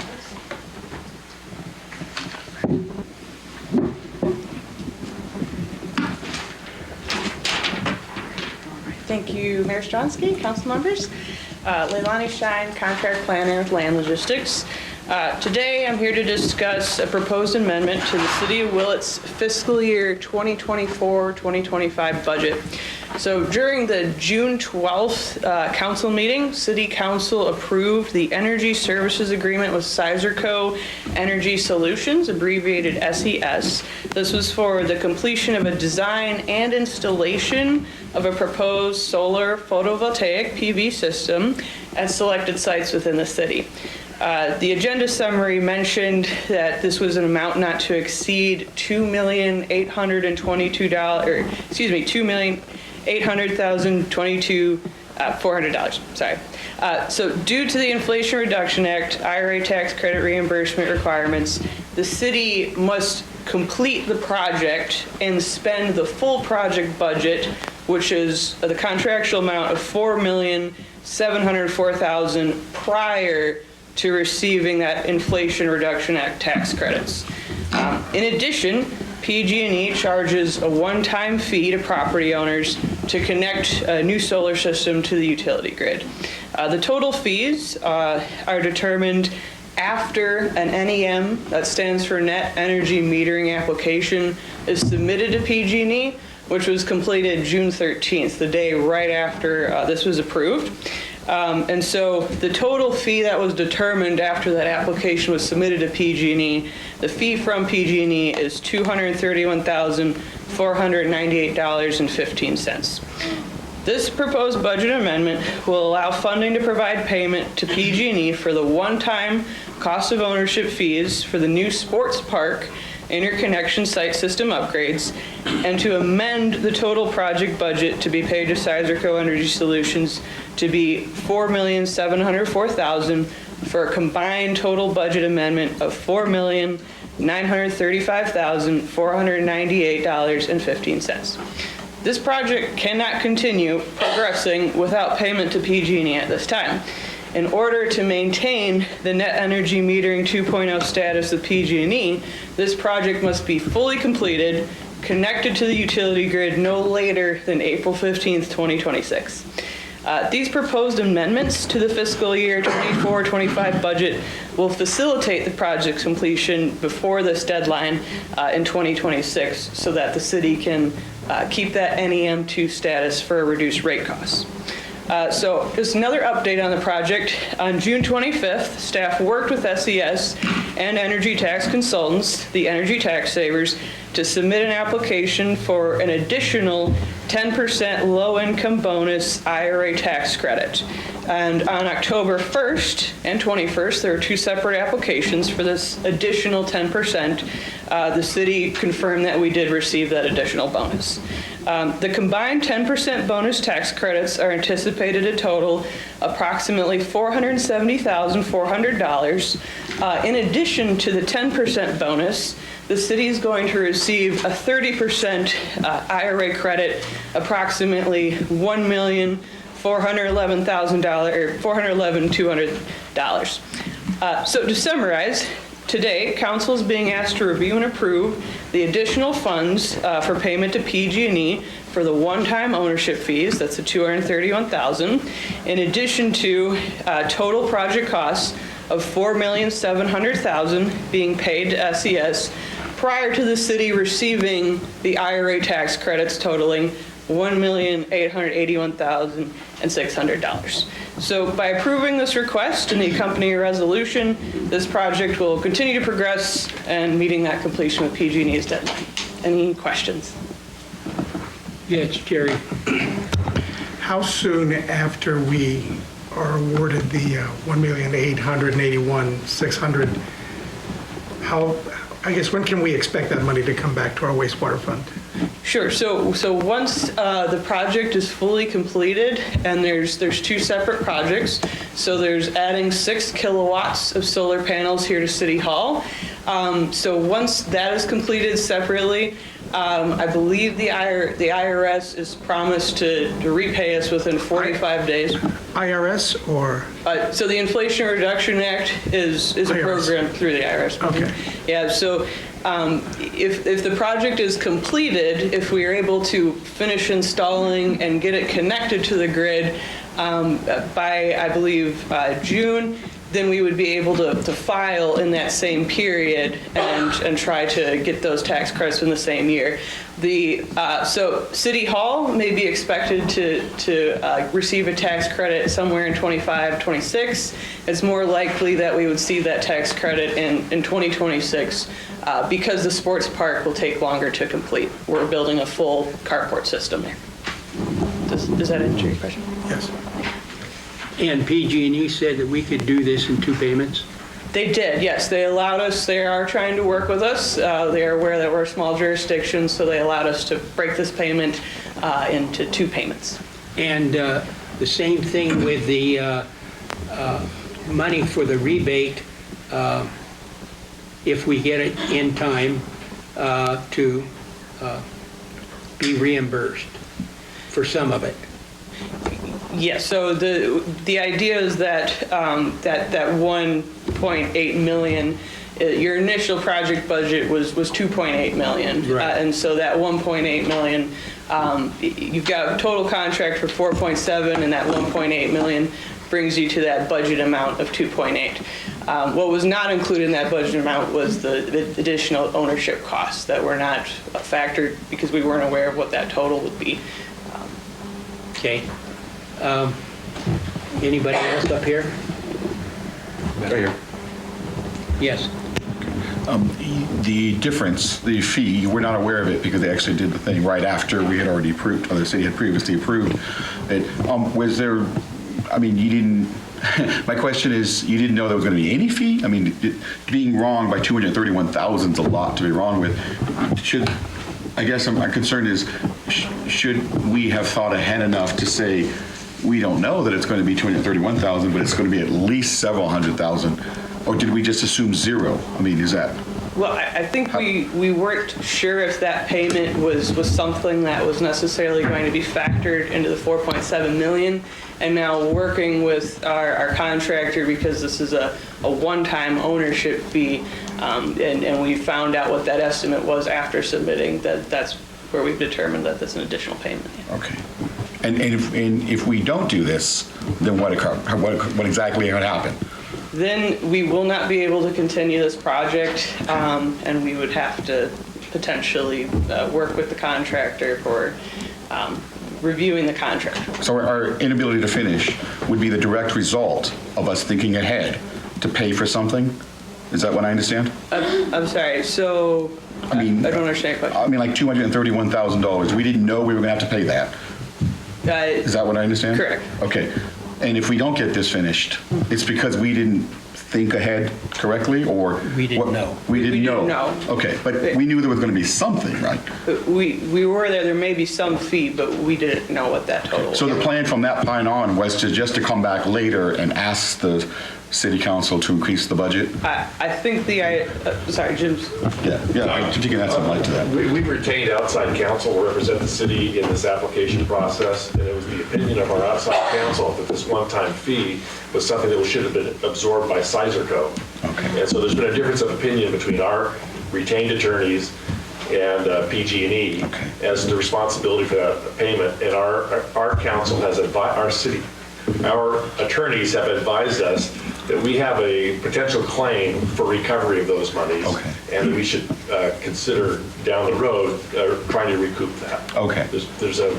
There's a legal dispute as to who was supposed to pay for those fees. Okay, makes sense. Thank you. So, and I just want to build on that. So, yes, we can stop the project at this moment and pursue that dispute over the fee. What we're going to do is lose our window of opportunity with PG&E.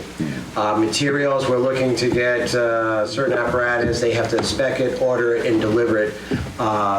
We have this narrow window. We should have made this payment back in November. So they've been working with us. They extended this timeline for us to take it back to the council for full consideration. And then hopefully, if council decides it's worthy, we can move forward and get back into the timeline established by the project. The city has already paid $1 million. And if we don't do this, they'll keep that. It's theirs. And so it will pencil out at the end. Manny was the one that I checked with today, and he said that we're going to have a tough time, but it's going to work. Okay. Any other questions up here? Yes. Yes.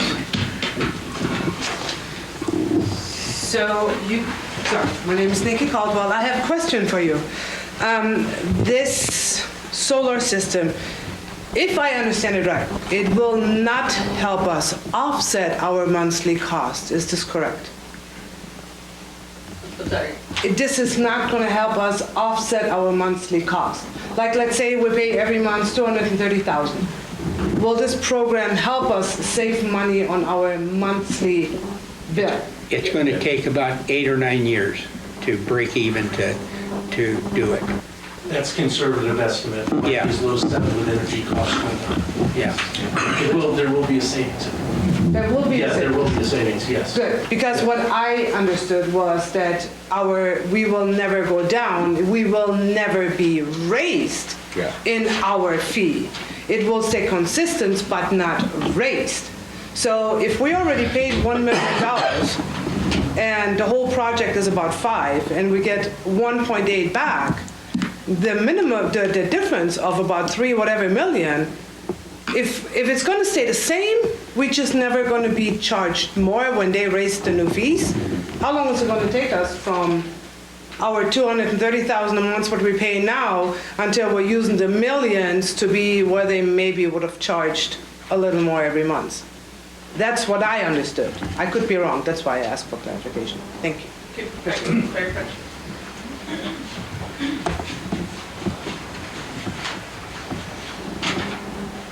So I just want to clarify briefly, this project was originally looked at by staff to lock in the NEM 2.0 rate status.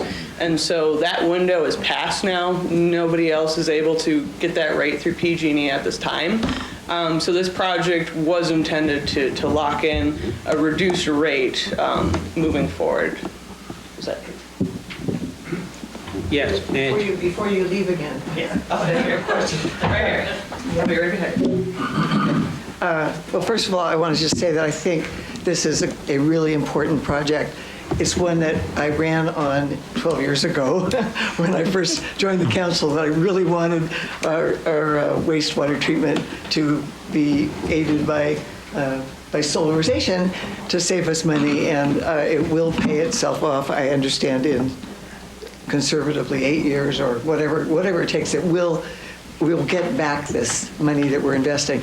But as I do understand that it's a little bit complicated, that the solar energy that's generated isn't actually directly going to run the sewage treatment plant, but we're getting credit for it. And I just wanted you to explain that very briefly. I know it's kind of an arcane, complicated field, but I was surprised at that. I thought we would have the solar arrays and that energy would go right over there to the sewage treatment plant.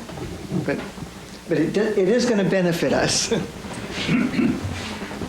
So sure, I can try to address that. So the application for NEM 2.0 status, I believe the parcels have to be contiguous. And so that location was identified by staff in Sizerco, where they were working at the time, because it is located adjacent to the wastewater treatment plant property. And so that was why it was deemed a location that was eligible. And so, yes, Madge, I believe is correct. It's not directly offsetting the energy of just the wastewater treatment plant, but it is through the wastewater treatment plant application that we are able to secure this reduced rate. Does everybody in the audience understand what the solar is going to do? They're going to build, if anybody's been to the hospital, they're going to build this over the parking lot, and then it's going to pick up the sun rays, and it goes to the, will go to the water plant, wastewater plant, excuse me. If I may add, maybe attempt to clarify. Please. We will generate electricity, which will be going back into PG&E's grid. It's not directly wired to the facility. So the concept here is the NIMS 2.0 locks us into a favorable rate. If PG&E 5 years down the road raises their rates double, we're still at the current rate, and that's where the savings are going to be applied, because PG&E is giving us that consideration because we're generating electricity that's getting into their grid. That's the nutshell of the application. Thank you. Anybody else have any questions from the audience? Yes, Bear. Yeah, I'm not familiar with this before tonight, but if I understand right, we are going to be able to get $1.8 million back from the federal government once this is completed due to the inflation, whatever the Biden Act is. So with a new federal government coming in, Mr. Trump's government, and his plans to, he says, to dismantle a lot of Mr. Biden's projects, is it possible that all of a sudden that money would not come? Is that locked in? Excuse me, I asked that same question today, and my understanding was from Manny that that the state has already got reimbursed for the whatever meetings that they have, and consequently they'll just divide it up against the people that are in there doing the same thing we're doing or whatever they're doing, but the money is solvent from the state. And that made a lot of difference to me. And anyhow, anybody else have anything to say up here? Anybody have anything to say out in the audience?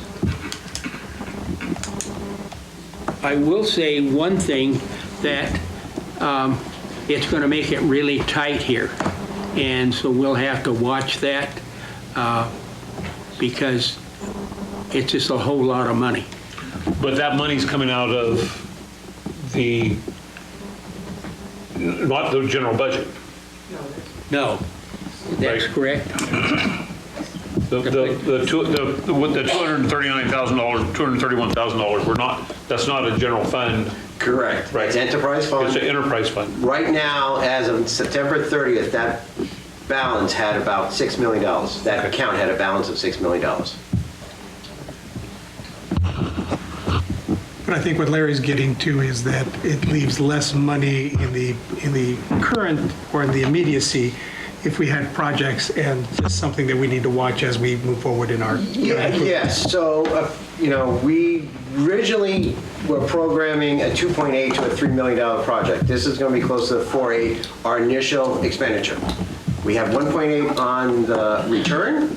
We just have to wait. We just have to cover those expenses until we get the reimbursement. So we are adjusting our capital improvements plan projects for the next year and a half to 2. But like I said, it is a hit, but we still have sufficient funds to carry on improvements. Any other questions? Okay, I'm looking for a motion. I will make motion to accept staff recommendations. I'll second that motion. Okay, it's been gone and seconded. Anything else up here? Okay, roll call. Councilmember Gonzalez, Yes. Alnan, Yes. Alanis, Yes. Mayor Yes. Gillespie. Thank you.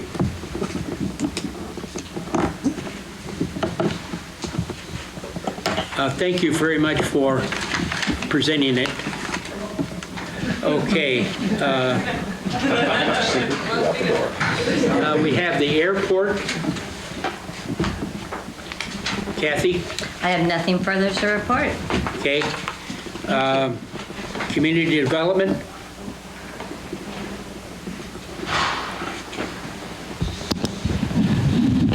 Yeah, no, I don't think anything new to report, but if it's a benefit to council, just give a little bit more background on some of these grant projects that are included in the update.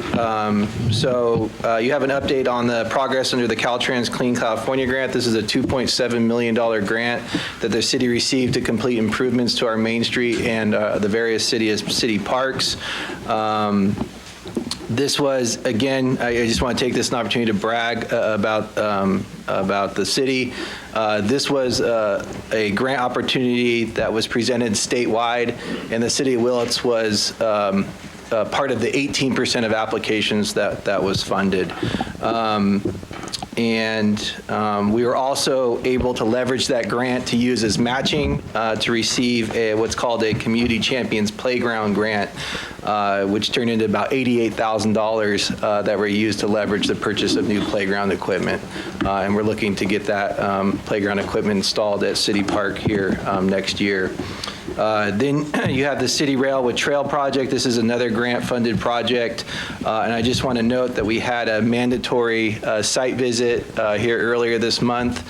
And Davey, remind me, did we have 17 primes show up to that meeting? So that's probably good news for us, although, you know, maybe we don't expect all 17 construction firms to put a bid in on that project. The fact that we had that many means that we're likely to see some competitive bids on that. So we're looking forward to seeing those come in, and then that would put us on, keep us on schedule to be back in front of council at the January 22nd meeting to seek award of a contract to build that project. Again, successful in receiving what's called permanent local housing allocation funds from the state. And we are successful in awarding 5 loans to property owners to complete upgrades to their single-family homes in the city. Again, in talking about the need for housing, yes, that involves new housing, but that also includes ensuring that we're able to put funds in the hands of our and support our existing housing stock here. So right now, we're working with our consultant group. They're doing the underwriting for those loans, and look forward to executing those loans for those 5 property owners. We were able, the 5 loans represent $242,000. It notes earlier in the report that that's part of $553,000. There's a certain amount of money that gets allocated each year. So as we get that money, we'll quickly turn around and allocate it out to our community. So look forward to updates on the next opportunity to make application for that program once we're able to obtain those new funds from the state. I think with that, there's on focus for next month, it's a cut and paste error on my part. Down at the bottom, it has downtown Willits highway signage. That's old news. That shouldn't have been in the report. Again, that's a cut and paste error on my part. What that is the at the northern interchange, there's now signage that directs you to and identifies the fact that downtown Willits is just a mile off the off-ramp. That was done a little while ago. Thank you, Caltrans. So that's just an error on my part. So again, with that, happy to answer any questions that council may have. Any questions up here? Thank you. Yes. I don't have a question. I just want to say thank you to the Community Development Director as well as all these projects. Looks like a lot of work is going on, a lot of thought's been projected. I've been following this for several months before I became an elected member, and I think we're in the right direction. Thank you. Glad to hear that. Thank you for the support. Anybody out in the public have any questions? Okay, finance? There's no report in the packet. Okay. Police? Thank you, Mayor. Yeah, I would like to share that starting January 6th, we're going to have 2 police officer candidates attending the police academy. So we're going to do everything we can to support them and make them a success. Police academies it's a tough adventure. They'll be attending the police academy in Windsor. That's just down the junior college. It's a great police academy. And again, we're going to support them and try to make them a success. Thank you. Is that are they local too? Community service officers Shively and Dindy Okay. are local. Yes, they are. They're Yes. currently- Okay. Yes. Any questions up here from PD? Any questions out on the thing? Okay. Welcome, we're glad you're here. Thank you. Service and facilities. Good evening. Everything should be pretty well covered in there. If you have any questions, but one thing I want to do, coming into winter, we've had everything from a bomb cyclone to flooding to an earthquake. And I have to commend the city staff, all the divisions. They've been hardworking, ready, alert, and have done a great job in keeping things, from falling apart here. So I have to commend all the staff for doing a great job in going into winter. And like I said, a lot of hard work on their part. Any questions up here for this? I saw that the street sweeper is out and rolling again. Yes, we've got it working again. Okay. Yeah. Actually, you have the older one out. Yeah, I heard the older one was out today too. Yes. I think it was creating more dust. I know. That was an operational error, I heard. We'll deal with that, I didn't know it was like a Stanley steamer. Yeah, the new one's back online and everything, and I think they were just trying to back up the new one. So, yeah, we're good on that. Any other questions about any of the reports or utilities? Crews have been out right now quite a bit in the last couple of weeks. There's been quite a few leaks that we've had as we're going into winter. Some of it may have been because of the earthquake. We've had quite a few little service line issues, so they've been taking care of a lot of things like that right now. Anybody up here? Public? Okay, utilities. I think it sort of covered all of that, covering all the divisions. Yes, sir. Thank you. Okay, city council announcements and communication and reports. Jerry. I've got nothing other than to wish everybody a Merry Christmas and a Happy New Year. And come on back. We like to have you, and thank you for the chamber to showing up today. Appreciate it. This is our row. Oh, okay. Tom? Oh, I would just like to echo their sentiment to the holidays. Merry Christmas. I believe Hanukkah starts on the evening of December 25th, so for those of you who celebrate, congratulations. And I just wanted to say thank you for all of your support, being a new member. I appreciate all your prayers and your patience, and look forward to a very successful and cooperative time together. Thank you.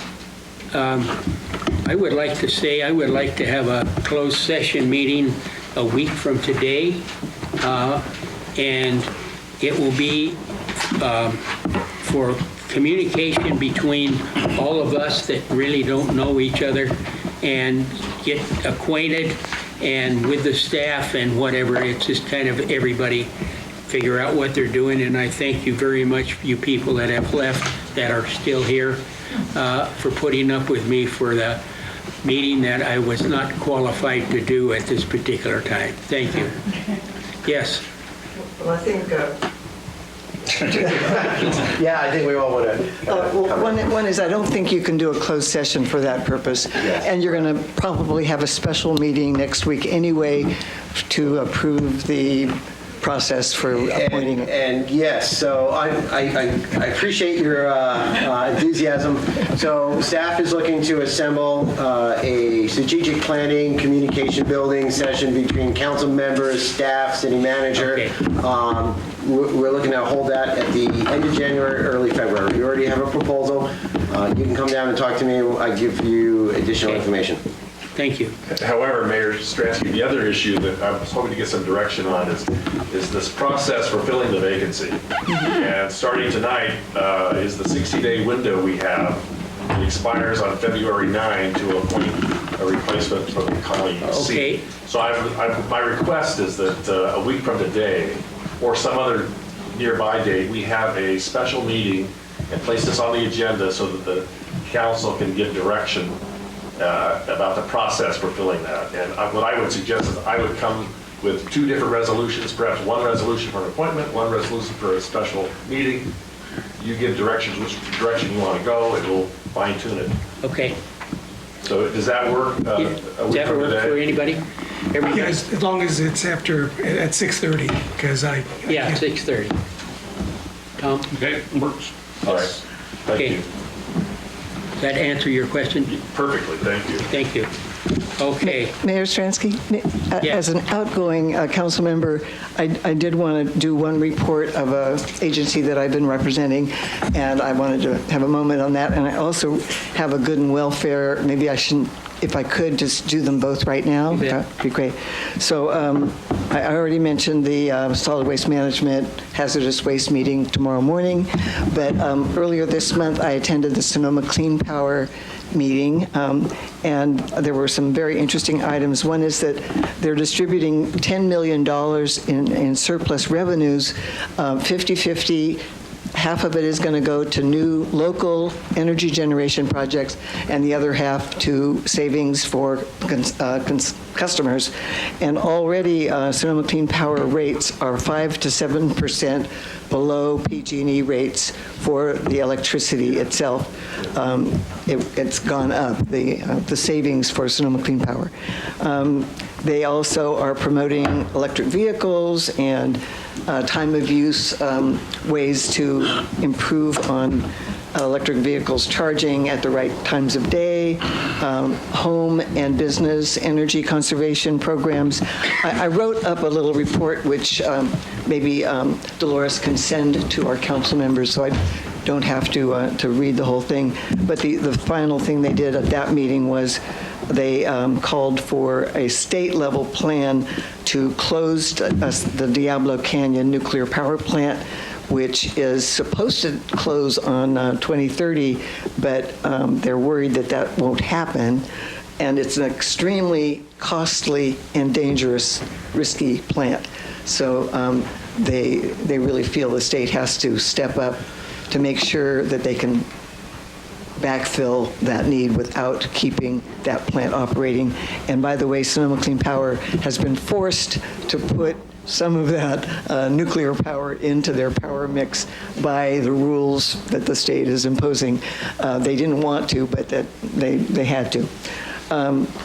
The other item is actually a good and welfare, but I'm really pleased to announce that although the community services and food bank operation, the board decided not to fund the motel system for homeless people this winter because they didn't have the money in the bank for it, and they're very stressed about their finances. But Ruth Ann Volz, who used to be the director of that and initiated that motel program, approached Willits Economic Localization, which I'm chair of, and asked if we could be a nonprofit sponsor so that we can fundraise and have motels for this winter. And I am really pleased to announce that Well did that, and tonight is the first night that they are offering motel rooms, and 7 people are going to be able to be in a motel tonight. And any of the homeless people that agree to the terms of that can do that 1 or 2 times a month through the winter until April. So we're collecting, and it'll be in tomorrow's Willits Weekly, a letter from Ruth Ann Volz and a letter from me on behalf of Well, that we're able to at least offer a little bit of respite to people that are otherwise either trying to squeeze under somebody's awning or living in their car in these winter months that are so brutal for them. So that's a really exciting thing that we're at least able to make a little dent. There's a committee that's working on a daytime program for homeless people also that'll help them find resources and eventually permanent some kind of permanent housing is what we need. Thank you. Thank you. Okay, good and welfare. Anybody up here? Well, this Saturday is a light parade under Oh, good yes. welfare, and I'm hoping that Jen can say something about the light parade, truckers parade. Thanks, Tom. Chomping at the bit. Hi, I'm Jennifer Drill. I'm president of the Willits Educational Foundation, who is the one that is running the Truckers Light Parade, and we're the one that backed the whole situation. Also the owner of 101 Trailer. This Saturday, that parade is gonna run rain or shine at 6 o'clock. I'm super excited. We have the Sheriff's Department, Willits PD, and the Fire Department all ready to go to lead our parade and show the town a great time. Yes, it starts from one end of town at Rite Aid, and it'll go all the way through the city of Willits and end at the Frontier Days. So the community will be able to enjoy the parade in the whole town of Willits. Okay. Super exciting. The date on that? It's this Saturday. This Saturday, the 14th. Also the tree lighting. The tree lighting is following. So theirs is at 7 o'clock, and they'll have it's light up the park, so you'll get to go and see all the lit trees that are down there and do hot chocolate and that stuff. That always follows the parade, which brings the rest of the town downtown. And so the trucker parade starts at what time? It starts at 6 o'clock. We leave the Rite Aid parking lot at 6 o'clock, so it is a 30-minute parade, so by the time it gets down here, it's about 6:15-ish, so. Thank you for organizing that. No problem. Thank you. Okay, anything else up here? Anything out with the audience? Yes. Yeah.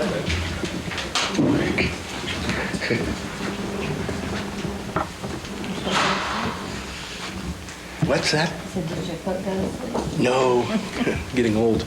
I'm John Kvosnick with the Chamber of Commerce, and I missed my opportunity earlier to ask Dusty what the status of our banner poles are. Has that gone out to bid? Is there? Can I have the microphone? Is that? Because it's important to us to have this. Yeah, no, John, that's fine. Thank you for being a champion of that improvement. And so, thank you. Clean California Grant mentioned it earlier. So one of the improvements is we're going to have support poles that will allow for a banner system to be hung over Main Street, about at the intersection with Oak Street. And the idea is that we can advertise local events, whatever it might be, it'll be visible from the traveling public on Highway 20.